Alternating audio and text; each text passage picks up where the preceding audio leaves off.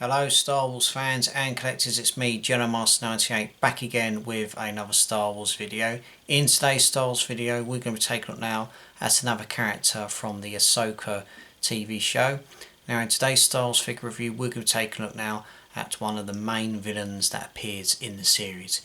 It's been an awful long wait to finally get a version of this character in the vintage collection, and I have to say this figure is awesome. It was one of the figures that I was really looking forward to picking up in terms of obviously the presence of the character, the reaction of the character with the unfortunate passing of Ray Stevenson, the actor who portrayed this character. I think he obviously would have been very moved and very privileged with the response that the Star Wars community and the fans have given this character.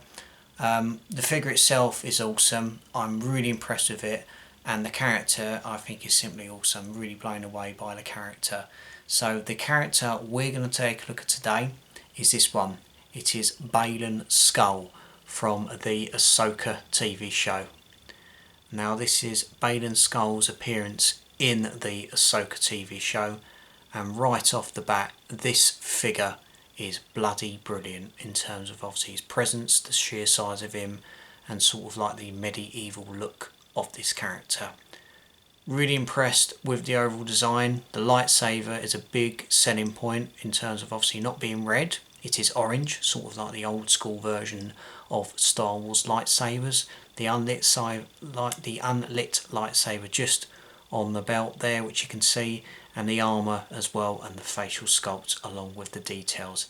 Thoroughly impressed with this figure, and pleased to finally have some villains, or a villain I should say, from the Ahsoka TV show. We'll take a look at Baylan Skoll in a few moments, but let's take a look at the vintage collection packaging that comes with this figure.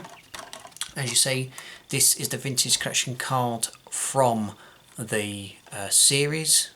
Ahsoka logo there, name of the character there, obviously the price I paid for the figure, the plastic bubble that protects the figure, the Kenner logo at the bottom, which you can see.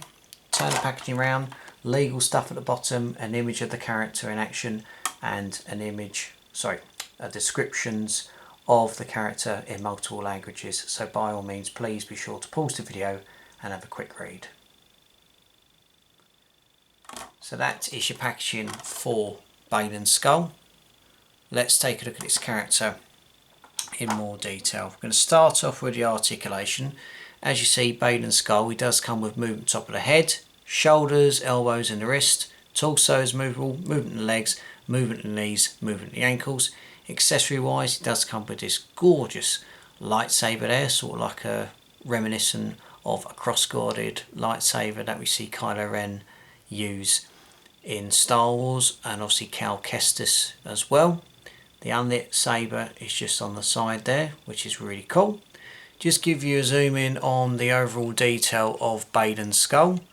As you see, this is obviously his look, sort of like a medieval sort of knight, which is going on. The facial sculpt is absolutely beautiful in terms of capturing the hair, beard, and the overall look of the late Ray Stevenson, the actor who portrayed Baylan Skoll. In terms of the armour, you sort of got like black and sort of like a midnight blue sort of going on, or sort of like an aqua colour going on, which is nicely done. The sabre itself, obviously you can see is an orange, which is nicely done, and sort of like the cross-guarded look, which is looking cool, and obviously it's placed in both hands there. Moving down to the belt, you can obviously see the sabre there, which is obviously nicely in place. And then moving down to obviously the lower part, the feet, knees, ankles, and going on, sort of like a medieval tunic going on. That can be removed a bit, obviously with it being that type of material. The back part is nicely done as well. Just be very wary with sort of like this going on. It's a little bit flimsy, so be very careful not to snap it. But like I said, the cross-guarded sabre is nicely done, sort of like what's going on there. But the big selling point is that facial feature. Really cool look of this character. Obviously Ray Stevenson unfortunately passed away, so we didn't get to see his work, but obviously if you are aware, in the Star Wars universe, the character or the actor who portrayed the Hound In Game of Thrones we'll be playing this character in the second series.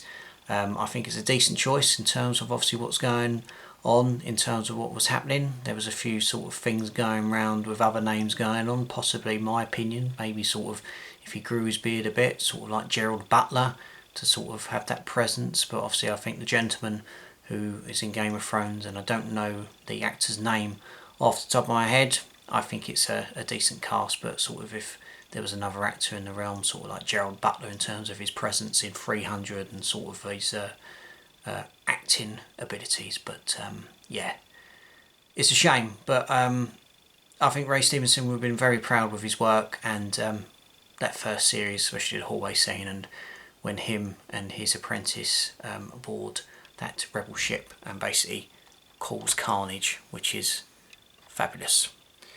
And also I have the other figure as well, that being the apprentice, so they look really cool alongside one another.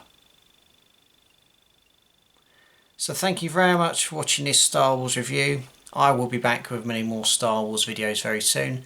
Be sure to obviously subscribe to the channel and follow me on Facebook and Instagram. So take care of yourself, have a nice day everyone, and as always, may the Force be with you.